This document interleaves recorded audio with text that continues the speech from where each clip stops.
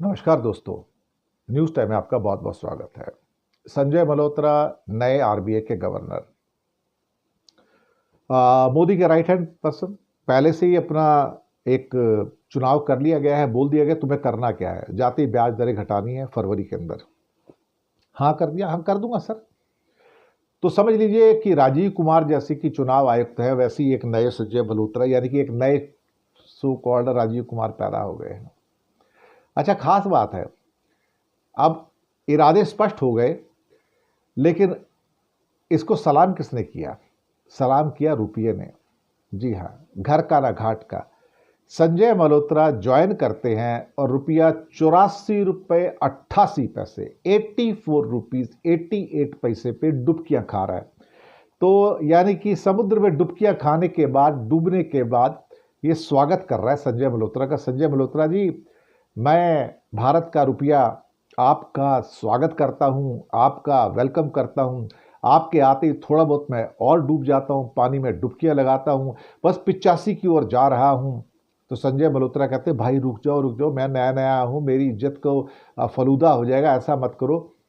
बोलता आपको जितना डॉलर झोंक रहा है झोंक दो, क्या फ़र्क पड़ता है, मैं तो रुकने वाला हूँ नहीं, मैं तो जाऊँगा। अब मोदी जी के राज में क्या हो गया ना, रुपया ना घर का ना घाट का।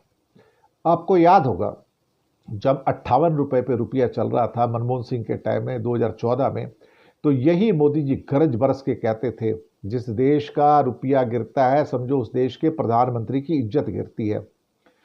और फिर अब 58 से कहते हैं हम तो 38 में रुपए को ले जाएंगे, 38 हो जाएगा एक डॉलर में। 58 की तो क्या बात करते हो। और अब 38 तो हुआ नहीं भाई साहब, अब 88 यानी कि 85 रुपये होने को आ गया।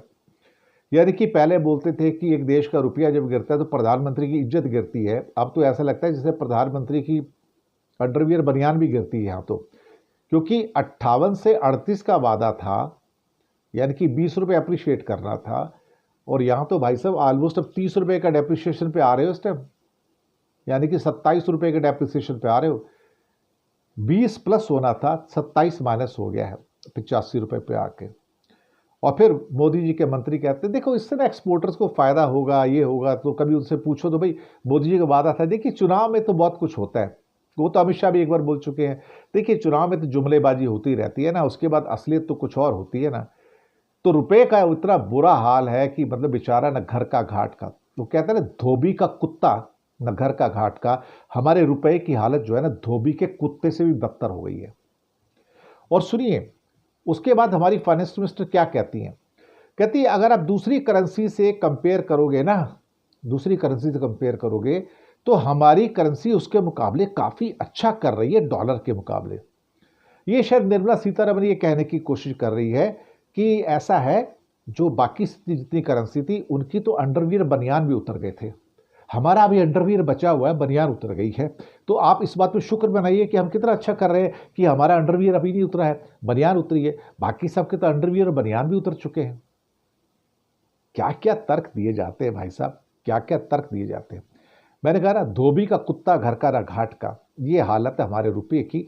और रुपये ने डुबकी मार के, बड़ी डुबकी मार के 84 रुपये 88 पैसे पे, नहीं सिर्फ 12 पैसे दूर है, 12 पैसा अवे फ्रॉम 55। एक अच्छी खासी बड़ी सी सलामी दी है किसको? नए आरबीआई गवर्नर को। आइए साहब, आपका स्वागत है। बेचारे आते ही घबरा गए कि यार ये मेरे, क्या कहते हैं हिंदी में कहावत है, सिर मुंडाते ही ओले पड़े, सिर मुंडाते ही ओले पड़े। बस ये हो रहा है साहब यहाँ पर। शुक्रिया आपका।